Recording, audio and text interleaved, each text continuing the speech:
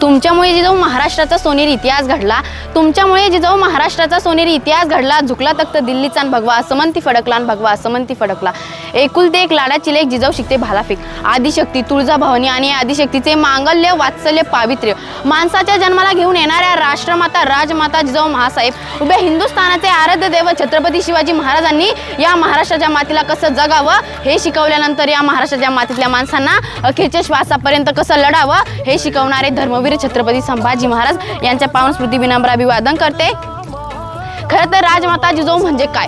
स्वराज्य म्हटलं तर स्वराज्याची 3 कोण वेगवेगळ्या ठिकाणी उभे राहतात. एक स्वराज्य संकल्पक शहाजी महाराज, 2 स्वराज्य संस्थापक शिवाजी महाराज आणि 3 स्वराज्य रक्षक धर्मवीर छत्रपती संभाजी महाराज. यात खरा तर प्रश्न पडतो की राजमाता जिजाऊंचं नेमकं स्थान ते कोणतं? तर मला असं वाटतं या 3 कोणांना जोडणारी ती समान रेषा येते आणि ती समान रेषा म्हणजेच राष्ट्रमाता राजमाता जिजाऊ. जेव्हा स्वराज्य संकल्पक शहाजी महाराजांबाबत जिजाऊंचा विचार केला जातो तर तेव्हा त्या त्याग आणि समर्पणाची मूर्तिवंत प्रतीक म्हणून उभ्या राहतात. आणि जेव्हा स्वराज्य संस्थापक छत्रपती शिवाजी महाराजांबद्दल जिजाऊंचा विचार केला जातो तर तेव्हा त्या अखंड प्रेरणा स्रोत म्हणून उभ्या राहतात. आणि जेव्हा स्वराज्य रक्षक धर्मवीर छत्रपती संभाजी महाराजांबाबत जिजाऊंचा विचार केला जातो तर तेव्हा त्या आदर्शाची वाट दाखवणाऱ्या आदर्श आजी म्हणून उभ्या राहतात. आदर्श आजी म्हणून उभ्या राहतात.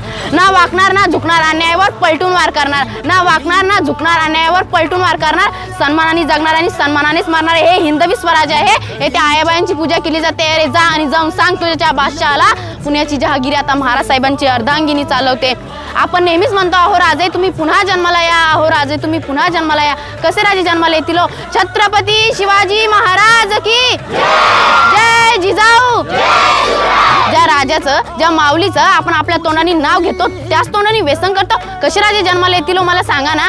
आजकालचे जिजाऊ कसे माहितीये का? माहून गाडी ठोकली काय पुढून गाडी ठोकली काय आतमध्येच बसायचं असतं. माहून गाडी ठोकली काय पुढून गाडी ठोकली काय आतमध्येच बसायचं असतं. आणि आमच्याही म्हणती बा शुभाच व्हायचं असतं आणि आमच्याही म्हणती बा शुभाच व्हायचं असतं.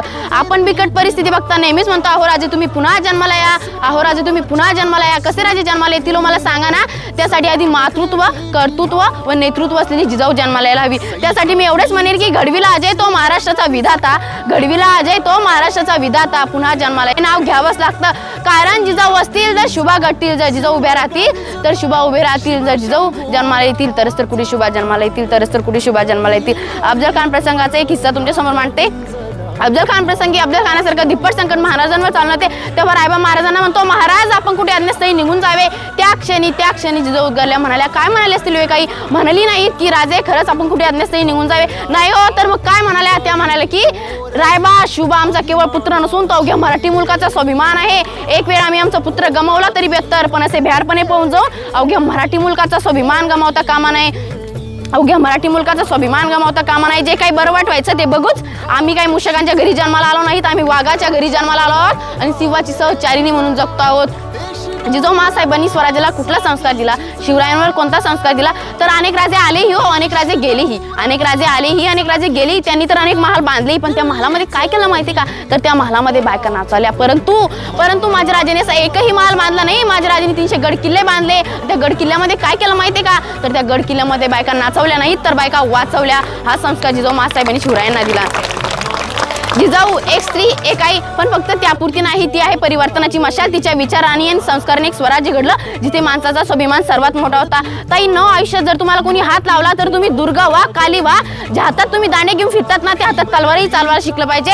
ताई न आयुष्यात जर तुम्हाला कोणी हात लावला तर तुम्ही आई ग म्हणता कामा नाही. ज्याने तुम्हाला हात लावला ना त्याला त्याचा बापच आठवला पाहिजे, एवढं मात्र लक्षात ठेवा. अगं तलवारीपेक्षा तीक्ष्ण या नजरेची धार आहे. अगं तलवारीपेक्षा तीक्ष्ण या नजरेची धार आहे. महाराष्ट्राची वाघीण तू भवानीचा वार आहे. महाराष्ट्राची वाघीण तू भवानीचा वार आहे. भगव्याची रक्षिणी तू स्वराज्याची तू मेघ आहे. अगं दुबळी समजू नको स्वतःला, अगं दुबळी समजू नको स्वतःला. तुझी जाऊनची लेख आहे, तुझी जाऊनची लेख आहे. ललाट रेषा त्या शुभाची आई भवानी नेशी रेखली.